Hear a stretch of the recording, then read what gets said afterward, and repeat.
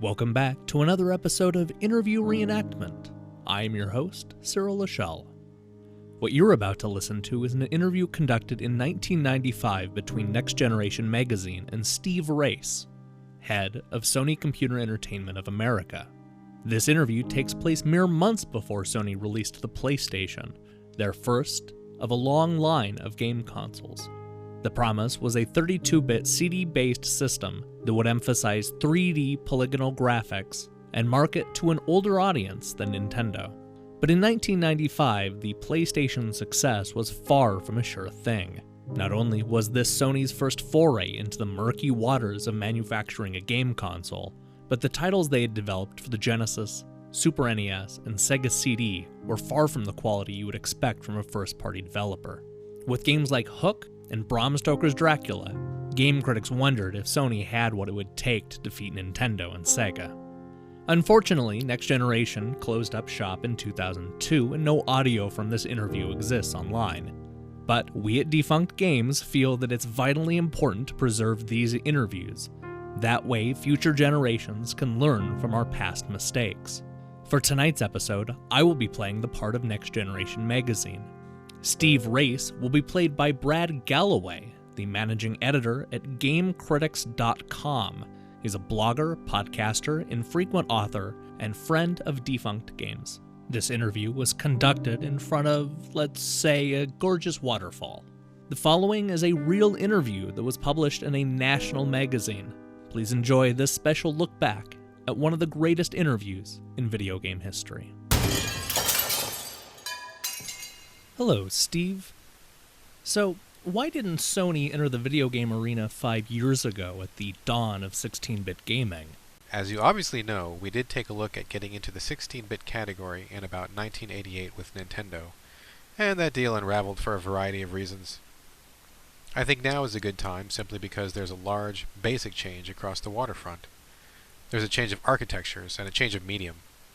Not only are we moving from 16-bit into the next generation systems, but, well, with the one possible exception in the form of Nintendo, we appear to be moving away from masked ROM onto CDs, and there's a lot of good characteristics associated with the CD side of the interactive entertainment business. The game industry, as it evolves, is looking more and more like Sony's home turf every day. The CD-based games feature videos and music, so is it now a little easier for Sony to get involved? Yes, and we do a lot of consumer research, and we ask, who do you think is going to bring out the next generation of game hardware? Typically, they would round up the usual suspects, which are Sega and Nintendo, and then, unprompted, the next company to come out is Sony. I think that's because of our audio, digital, and video heritage. As you say, this isn't Sony's first venture into the gaming business. What became of the deal with Nintendo to make the Super NES CD-ROM add-on? As I understand it, Sony and Nintendo had reached some sort of agreement to do a CD-ROM-based system, whereby Sony would, in effect, have rights to produce a certain portion, if not all, of the software. Nintendo backed away from it at the 11th hour. As a matter of fact, at CES in 1991 there were two announcements, one by Sony confirming, and one by Nintendo denying. Since that date, we've had a long and abiding interest in the video game category. Since the deal with Nintendo didn't come to fruition, we wanted to put games on the back burner and wait for the next category. Generally, the gaming industry has a 7-year product life cycle, so we bided our time until we could get in on the next cycle, and that's where we are right now. But could Sony be too late? Many people argue that the 16-bit video game boom was just teenage fashion, and that there may be no mainstream market for 32-bit game machines. There are always those nagging doubts, especially when you're trying to make a buck the size that someone is making in this industry. However, if you go back and take a look, the video game industry has been around for well over a decade. Each generation of hardware tends to sell more and more units. We're talking now about 16-bit systems that have sold upward of 30 million units domestically in the United States. That's about 100% penetration of your cohort group. I don't think that's a fad or a trend because the penetration is too deep. There's a famous quote by Charles Revlon, the cosmetics tycoon, who, upon asked if he sold cosmetics, replied, "No, I sell hope." Similarly, I think that's what we provide. It's entertainment value, and we do that in the form of video games. We measure ourselves in hardware and software, but really what we sell is the greater experience of entertainment. There is always a market for that. As the world embraces the concept of multimedia, Sony, a true multimedia company, and perhaps the company best equipped to produce a multimedia workstation, releases a pure game machine. Why? We designed PlayStation to be the best game player we could possibly make. Now, a game player really is a multimedia machine, although it may be something of a wolf in sheep's clothing. But we're positioning PlayStation as a game machine because that's what sells right now.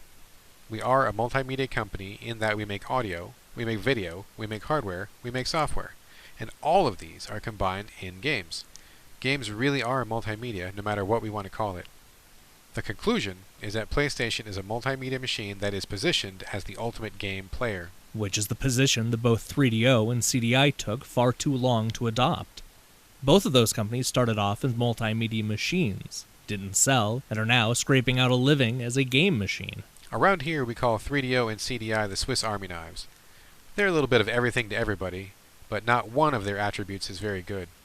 I mean, they have a knife, a fork, and a spoon, but is that a good way to eat your meal? So far, the public has said no.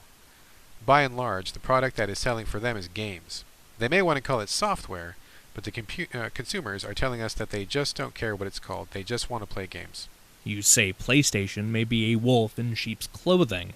So is PlayStation just one small part of a larger Sony agenda? Yes. Sony's agenda is to be the preeminent provider of entertainment hardware and software on a worldwide basis, and PlayStation is one element of that goal. Whether PlayStation's technology morphs into a set-top controller box, I don't know yet. It's already morphed a little bit away from just the home version in that it's being used as an arcade board. It's being used actually as the basis of Namco's Tekken arcade product, and so now, for the first time, we have the ability, and I know this is a massively overused statement, we have the ability to bring that arcade experience home. So, this is a very powerful piece of hardware we have here, and what else it morphs into, I think the public will tell us. We're looking at a variety of things, and we know that it has the capability above and beyond just games. Saturn is outselling PlayStation in Japan despite a higher price tag. What's the story here? Sega launched its product November 22nd, 11 days before we launched PlayStation on December 3rd in Japan. Our best numbers show that we sold 300,000 units in less than the first 30 days in the month of December. Our best estimate on what Sega sold is about 400,000 units. Now listen, there's a difference between selling into stores and selling through to the consumers. All PlayStation products were completely sold through, about 96 or 97% from our own tracking. There's much anecdotal evidence that there were plenty of Saturns still available. Also, the Sega product has been discounted in the market. Originally, the Sega product was marketed for 49,800 yen, which is about $535. It then dropped to about 44,800 yen, which is $482. In the street now, it's about 39,800 yen, or roughly $428. What that tells you is that when you decrease supply, or you decrease the price when the demand is not there, simple economic theory suggests that. Do you think we can expect a similar situation when both machines launch in the US? We know Sega and Saturn will be great competitors. Sega knows exactly what it's doing. It has done to Nintendo what no one else has been able to do. We do not discount Sega by any stretch of the imagination. However, we have a significantly superior product. Not only do consumers tell us in side-by-side tests when we put the two systems together, but the development community tells us that it's much easier to use the PlayStation. The battle will be pitched very shortly on these shores. It's just started. The first skirmish was, in fact, completed in Japan. The battle will take a long time to evolve as to who will be the winner, but we have our feelings as to who it will be. So when will the PlayStation launch in the US? In the second half of '95. That's as close as you're going to put on a date right now. Yes, it is. The latter part of the summer is our best guess right now.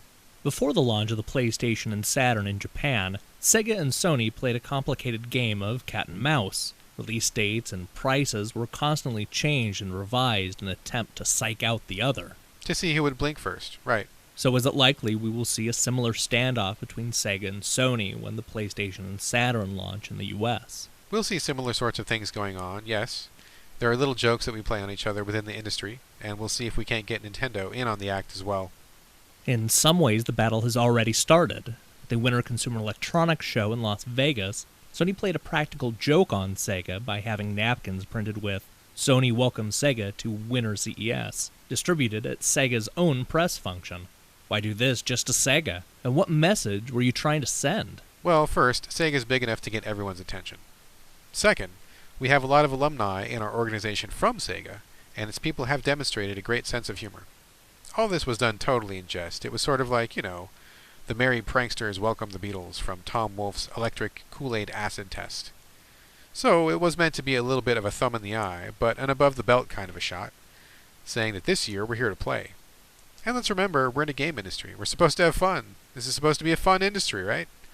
Sega has a great sense of humor. I think it took it that way. It was fun. You think afterwards, back in the privacy of your hotel room, Tom Kalinske was laughing? I'm sure he was plotting what he was going to do to us at E3. This business is about fun and games, and that's what we sell. How much will the PlayStation cost? Again, we're still trying to determine that. A lot of it has to do with transport costs and where the yen is and all those sorts of things. We'll make an announcement at E3. Is it about $399? I guess that's realistic, and $299 would be excellent, right? Well, $399. I think there are problems at that price point. Take a look at what's happened to 3DO. Take a look at what's happened to CDI. CDI is down to $299 from $399, depending on which systems you buy. But once again, we'll announce the PlayStation's price this E3, May. What about a bundle deal? We've heard that Ridge Racer will be included. Is that correct? Well, I think if you take a look at the history of video games in the United States, virtually every successful platform launches with a good packaged game. So what does that say about the 32X? Yeah, that's why I said every successful platform. You can go back as far as the old Atari VCS time frame. It really started to take off when we put Space Invaders in it, or when we put Pac-Man in there. At least domestically, in the United States, you have to put a product in there, and you have to lead with a very good product. Our intention is to do exactly that. In Japan, PlayStation's games cost around 40% less than traditional cartridge games. Is this a trend we can hope to transfer into the United States? Will games sell at $35 or $40? We, Sony, don't set the game prices. We set our costs for the game producers. We set a royalty rate and these sorts of things, but it's in the manufacturers themselves who wind up setting the game price. Our best guess is that the PlayStation disc will retail for approximately what an A-grade 16-bit cartridge game sells for now. Ballpark. But that's unsporting. CDs cost a fraction of what a cartridge costs to manufacture. You must have influence on what your third parties do. We have an influence in that we have to manufacture the product and we charge a royalty rate, but we can't tell people what to charge. What would be your answer to people who point to the Betamax as a very high-profile example of how the mighty Sony can fail? I think every company that's been around as long as Sony has skeletons in its closet. Beta was not a great win for this company. It was a clearly superior technology that was probably kept too insular, whereas VHS went out and licensed the technology. We played the game wrong at that point. With the PlayStation, we're not trying to make all of the software like Nintendo is trying to do for the Ultra 64. We've opened up. We have 100 licenses in the US and 270 licenses in Japan. We've allowed people to come in and to play on the PlayStation at a much more reasonable cost than has been done in the old days with Nintendo and Sega. I think we've learned from our mistakes. How do you answer the charges that Sony, as a corporation in both the music and movie businesses, has tended to ride roughshod over content providers and, instead, simply purchase market share? Well, first of all, I don't agree with the statement that Sony has ridden roughshod or indeed simply bought market share. We've had our difficulties in the past, but I think we've largely put that behind us, and we're moving on. It's a whole new generation of management down at the studio, and the music side of the business has been an enormously large and profitable portion of the Sony corporate structure. We have names like Barbra Streisand, Billy Joel, and Mariah Carey. We have marquee names across the board, so I'm not sure that I would agree with that. George Michael would probably have something to say about that. You could probably find someone to level his exact claim against any agency in the United States. We've stuck by lots of artists, and we've learned from our mistakes. Perhaps a better and more closer to home example is the output of Sony ImageSoft.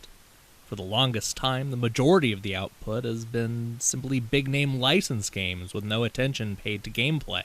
It seems that Sony didn't care about the quality of the game. It was just interested in making as fast a buck as possible. Yes, but on the other hand, take a look at Mickey Mania, and take a look at some of the ESPN stuff. It's a great product.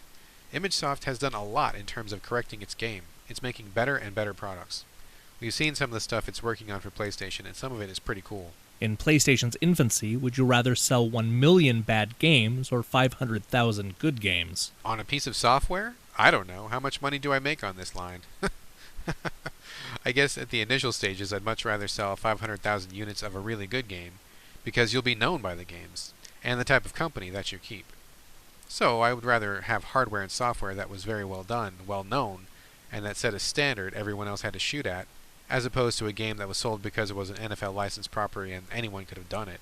Nintendo has Shigeru Miyamoto, and Sega has Yu Suzuki and AM2. Sony has no in-house game superstar, and you're relying solely on third-party development. This has to be a weakness, right? I don't necessarily agree with the convention that we are relying solely on third parties. We have done active product development in the US, Japan, and Europe. Also, I think there's a lot that's overdone with this whole notion that Sony doesn't have a heritage. First of all, electronic gaming is not an industry that's been around for hundreds and hundreds of years. Look at id Software, the producers of Doom, people like that. They had no heritage in this business, and look at the kind of games these guys are producing. They're probably the hottest guys in the industry today. And out of Texas? Give me a break. This is not a blue blood industry. I don't think you need to have this long lineage of game history or game viability. This is a business that comes and goes. It's made in the minds and on the backs of 22-year-old creative geniuses. Sega's strength stemmed from its sports games. Nintendo's success was built on the back of fantasy, cutesy titles such as Mario or Zelda. What kind of niche would Sony make its own? We'll provide products in a wide variety of genres first, and then we'll see which to develop an expertise in. We want people to recognize the capabilities of our system, and then to have them utilize those capabilities in such a way that it makes it increasingly difficult for third parties to release the same game on other platforms. So you're saying that Sony will actively be discouraging publishers from re-releasing their games on other platforms? No. I mean, we can't. If a third party has a license and he wants to put it across multiple platforms, he's more than welcome to do that. We would, however, encourage them or find some incentive basis for them to give us a lead or to have it on an exclusive basis. Namco, for example, has 3 of the first 5 PlayStation games, and these are exclusive. They've made a decision that we are the better system and that our system is the one that can do the things that they want to do technologically. We will encourage other people to follow Namco's lead, but insisting that they not go down the road with any other publisher just can't be done anymore. That hegemony is over. The notion is just a throwback to the old Nintendo days. Nintendo has Mario, Sega has Sonic. Does PlayStation need a mascot? Oh sure, we'd love to have one, but it's a bit like catching lightning in a bottle. Everyone wants to do it, and we've spent some money and put some effort into it, but so far we haven't come up with one that we think is right. I don't think it'll be as cute an icon as either Mario or Sonic are, in part because our target audience is a little older and a bit more sophisticated. Securing Mortal Kombat 3 for PlayStation was a great coup. Will the home version be arcade perfect in terms of violent content? Olaf Olafsson and Williams put together the deal, and I think it was a great one. We're really looking forward to the game. If it's anything nearly as good as MK1 or MK2, there'll be a great halo effect to it appearing on our system. In terms of the whole issue on violence and pornography and things of that nature, we have a very strict set of guidelines. In terms of content and quality, and in terms of whatever we can put into the video game. But we don't believe, per se, in the censorship of video games in one form or another. However, we do subscribe to, and I'm one of the founding members of the board that rates the video games. So it will be exactly the same as it is in the arcades, but with a suitable rating. Yes, absolutely. 4 years ago, Sega was able to attack and make inroads into Nintendo's market share, because Sega was a lean, hungry company without a huge 8-bit empire to worry about. The same things that made Nintendo vulnerable to Sega 4 years ago make Sony vulnerable today. I don't know. Clearly Sega is a much bigger company today than it was when it first took on Nintendo in 1989 and 1990. And generally, innovation comes from companies that are smaller, or just getting into the business. I think that Sega has some vulnerability in the baggage that it's carrying with all 5 of its platforms, because, gee, the consumer and retailer won't let you do that. This is getting more like the toothpaste industry, or the soap powder industry, where one of the battles is for shelf space. The retailer is confused, the consumer is confused. Some number of these gaming platforms have to die, and in trying to support that many platforms, Sega's ad budget and marketing support are going to get thinner and thinner and thinner. How do you rate the Saturn as a product? If you take a look at the architecture of Saturn, you can see that Sega went around with a shopping cart and basically picked and chose components. Then, having seen the Sony product, if we believe what we read, they re-engineered, got their shopping cart back out and picked up a variety of Hitachi chips that they're now using. These chips are well down the learning curve, and there's millions of them made. They're using them for vacuum cleaners, and rice cookers, and all sorts of things. So they're not as susceptible to the learning curve as our chipset is, but there's not as much to discover about them. Having said all that, Sega makes wonderful products. Virtua Fighter is a nice product.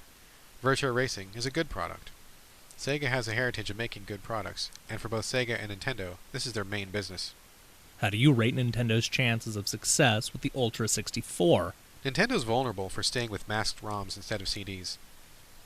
I don't think that in the days of just-in-time inventory, which is a very fast manufacturing and distribution process, which is only possible with CD-ROMs, and also with quick turnaround, that retailers or third-party software developers are going to be putting up with 8 to 10 week turnaround time.